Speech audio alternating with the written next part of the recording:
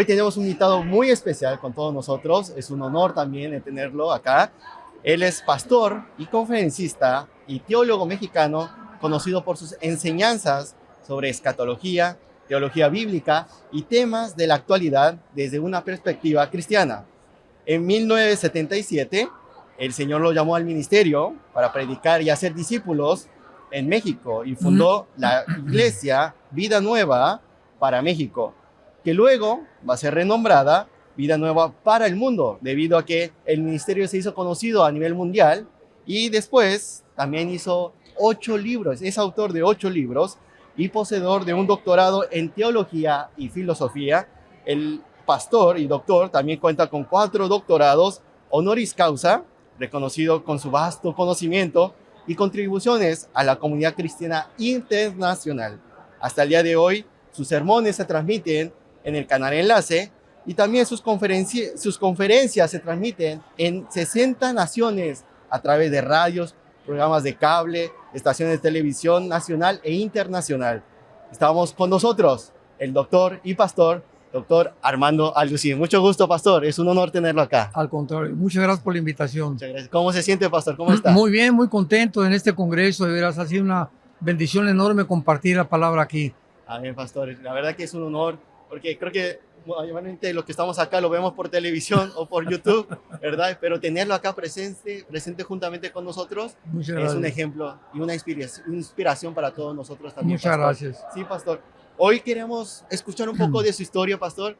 Yo sé que algunos no conocen y quieren conocer un poco más acerca de usted, pero, pastor, nosotros hemos escuchado que al principio de usted conocer a Cristo, usted era ateo, ¿verdad, pastor? Sí, es correcto.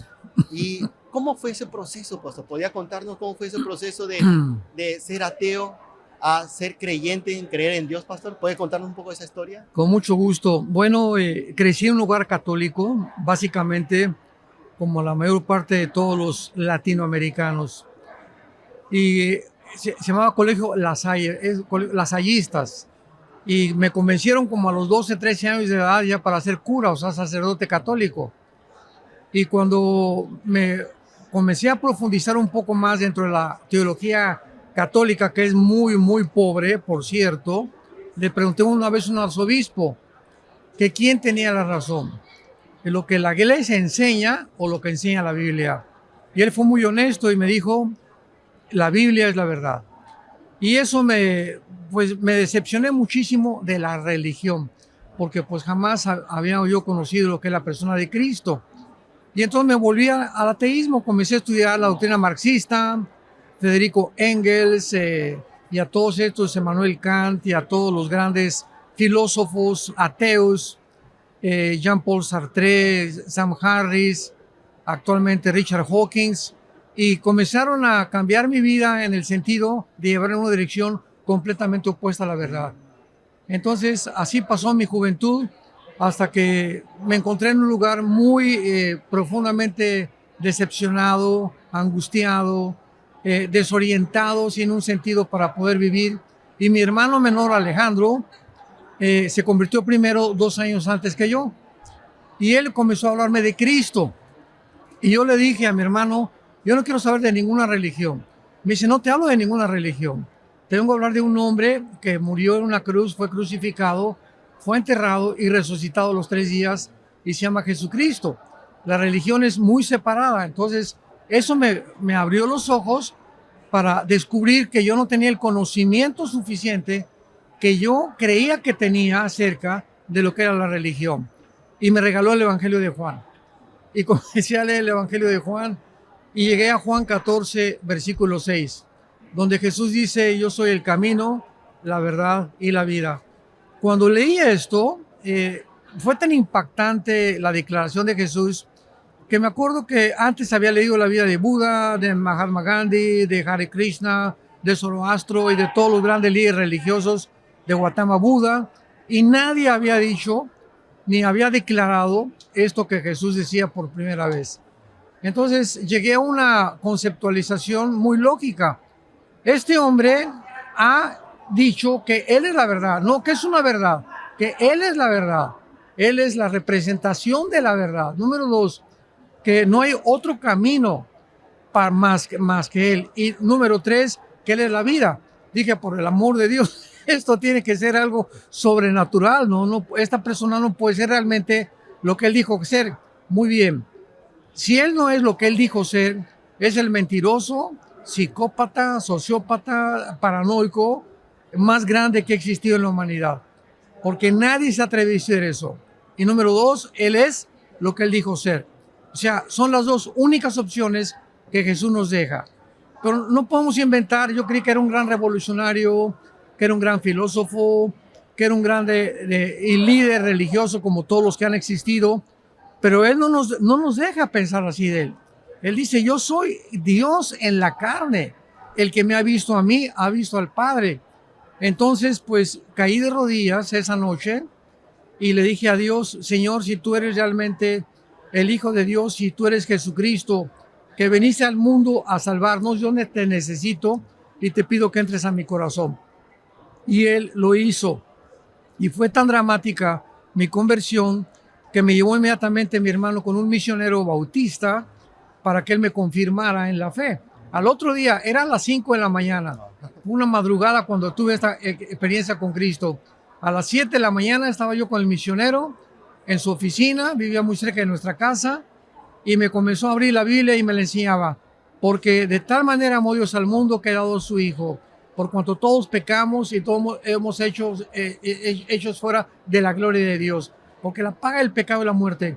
Y cada vez que él me enseñaba la Biblia y me decía, esto dice la Biblia, sentía como que las palabras de la Biblia salían de la Biblia y entraban a mi vida y comencé a llorar.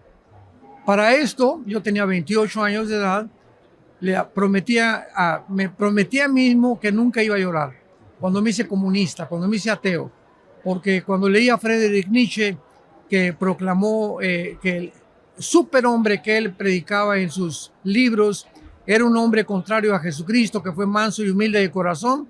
Nietzsche decía que fue un gran ateo, el padre de los ateos del siglo XX. Pues tú no puedes ser un hombre y ser una persona como Jesús. Tienes que ser una persona dura de tus sentimientos. Y eso fue lo que yo traje a hacer. Y cuando recibo a Cristo, lloré como 40 minutos. Yo no podía creer toda la dureza que había en mi vida y de qué forma tan grande entraba la palabra a transformarme. Entonces, esa fue mi conversión en 1974 aproximadamente. Ya mucho tiempo, ¿verdad? Pasó. Pues sí, ya más casi 49, 50 años. Ya, pastor, mucho tiempo. Sí. Pero, pastor, entonces después de esa conversión, ¿verdad? ¿Usted se imaginaba o tenía una promesa de ser pastor? ¿Usted se imaginaba predicar así a todo el mundo? Nada de eso me imaginaba. Yo busqué tantas cosas en la vida, tantas cosas en las que me involucré. Yo me pensaba ir a Cuba a entrenarme para ser guerrillero, para irme a Sudamérica y hacer una revolución social en México también. Tenía ideas muy, muy locas, ¿no? Estoy seguro que tenía bastantes demonios en mi vida, pero nunca me imaginé. Comencé a estudiar la Biblia y comencé a darme cuenta que tenía una pasión tremenda, y es algo que le pido a Dios, nunca perder esa pasión de hablar de Jesús. Y iba en el camión, al tendero, a la levadurista, a todo el mundo le hablaba yo de Jesús. Realmente fue un enamoramiento tremendo que tuve de la persona de Jesús. Y entonces comencé a enseñar la Biblia y comenzaron a reunirse personas a mi alrededor en la casa donde vivíamos en Acapulco, en Guerrero, en México, y me decían que quería que yo les compartiera la palabra. Y me di cuenta que tenía el don de poder comunicar la palabra. De alguna forma la transmitía, ¿no? Entonces, pues comenzamos a hacer reuniones y unos misioneros llegaron, presbiterianos, y me invitaron a ser misionero con ellos, con los indígenas en la Sierra de Guerrero y de Oaxaca. Y me fui 3 años a la sierra de misionero. Yo creí que iba a ser misionero. Entonces estuve durmiendo en pisos de adobe, me tapaba con periódicos, mi cojín era un ladrillo envuelto en periódicos.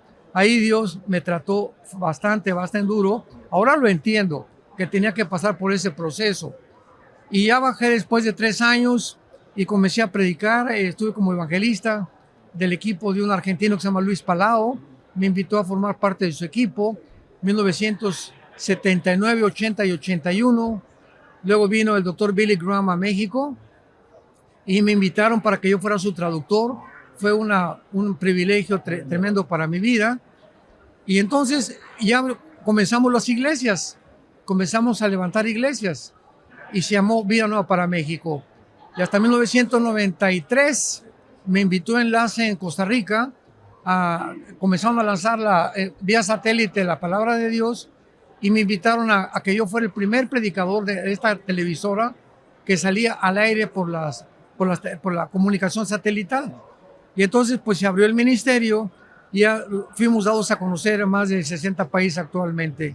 Entonces esta es la forma como hemos evolucionado dentro del ministerio y como Dios nos ha usado. Wow, Dios lo guió grandemente, pastor, ¿no? Sí, así es. Cosa que usted nunca había imaginado puede llegar hasta Jamás. allá. Dice la Biblia, cosas que ojos no han visto ni han subido al corazón del hombre, son las que Dios tiene preparados para todos aquellos que le aman. De verdad, pastor, de verdad. ¿No? Y ahora nosotros podemos ver todos esos frutos, ¿cierto, Claro. pastor?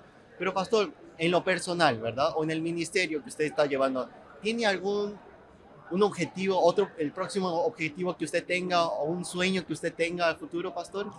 Mira, sinceramente estoy convencido. Tengo ya como unos 8 o 10 años que me he dedicado a la escatología.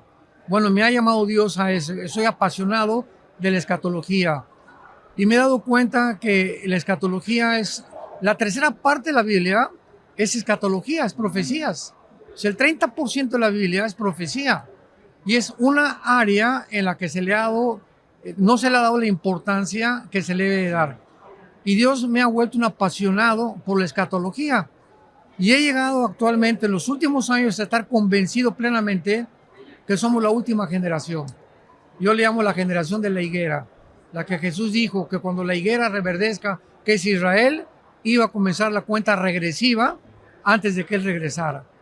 Entonces tengo una pasión tremenda por alertar, por decir al mundo, volvámonos a Dios hoy más que nunca, se acabó el tiempo.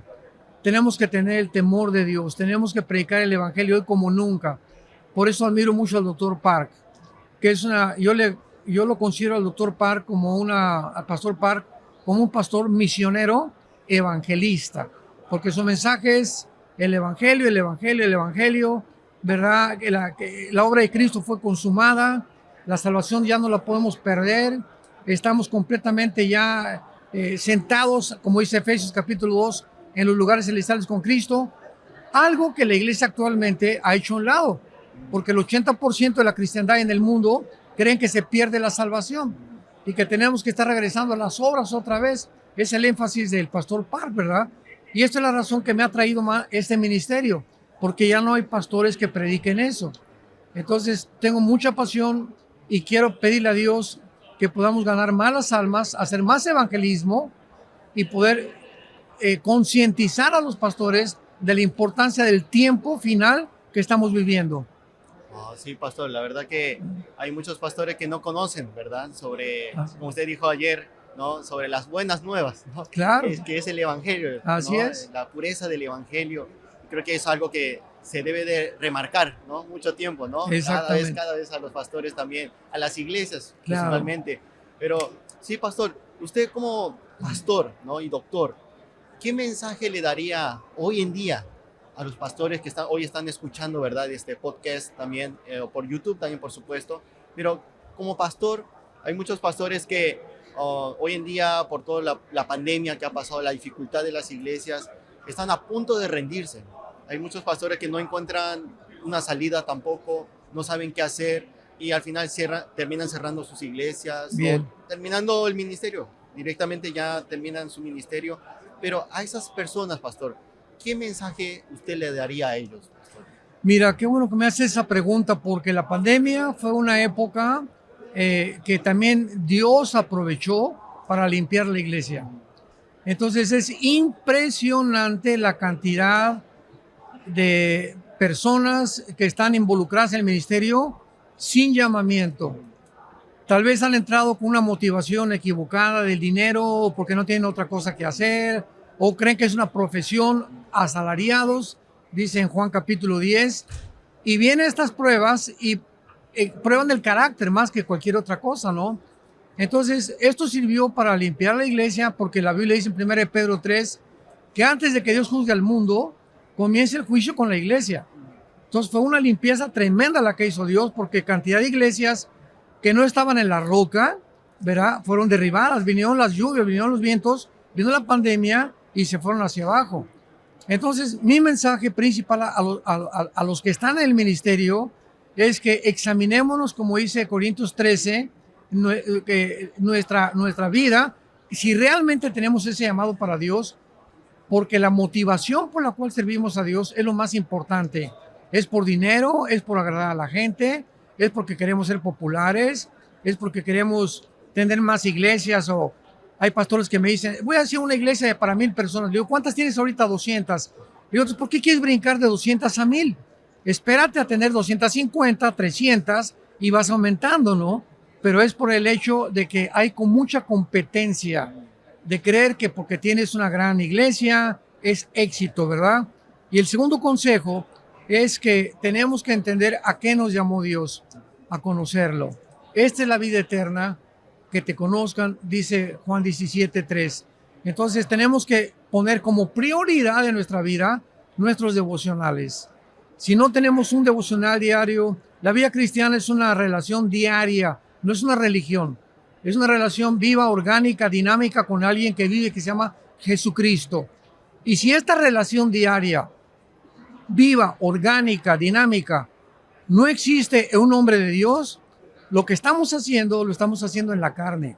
Porque la carne es muy religiosa, es muy consagrada. Pero si no es el fruto de nuestra relación con Cristo, lo que estamos produciendo, son puras obras de paja, de madera, hojarasca, que van a ser quemadas. Entonces, tenemos que entender que nuestra prioridad es tener una comunión diaria con Cristo. En segundo lugar, nuestra esposa. Una relación equivocada de un hombre de Dios, un pastor con su esposa, dice 1 Pedro capítulo 3, ni siquiera te atrevas a orar. La tercera prioridad son nuestros hijos y la cuarta, el ministerio. Entonces, hay pastores que dan más importancia al ministerio y pierden la familia, que le dan más importancia al ministerio y con su esposa ya tienen 3 o 4 años o más que ya están no divorciados oficialmente, pero están divorciados emocionalmente. Y eso es peligrosísimo en el ministerio, porque hemos visto últimos años cuántos líderes están cayendo por adulterio, por fornicación, por la pornografía. Entonces, si no examinamos nuestro corazón y no mantenemos el temor de Dios, tengamos cuidado, porque el que piensa que está firme, mire que no caiga. ¿Por qué caen? Porque llegamos a creer que estamos firmes sin Dios. Oh, muchas gracias. Sí, verdad, pastor, lo que usted dice nos llega al corazón, ¿verdad? Cada palabra que usted dice llega al corazón y la verdad que es un mensaje que es necesario escuchar, que se necesita ser escuchado también, ¿no? Y pastor, de verdad, agradecemos mucho por su pasión, por el evangelio que usted está llevando, por la dedicación, a pesar de su edad, pero está llevando este evangelio a cada rincón, esos lugares que jamás capaz han escuchado este evangelio, las buenas nuevas, pero usted, por medio de su dedicación, su trayectoria, está llegando a muchas personas, están recibiendo la salvación, ¿verdad? Y muchas gracias, pastor, por estar hoy el día con nosotros, por compartir un poco de su historia que muchas personas no conocían capaz, pero pastor, es un honor y mucho gusto de haber conocido acá y haber venido a la conferencia, pastor.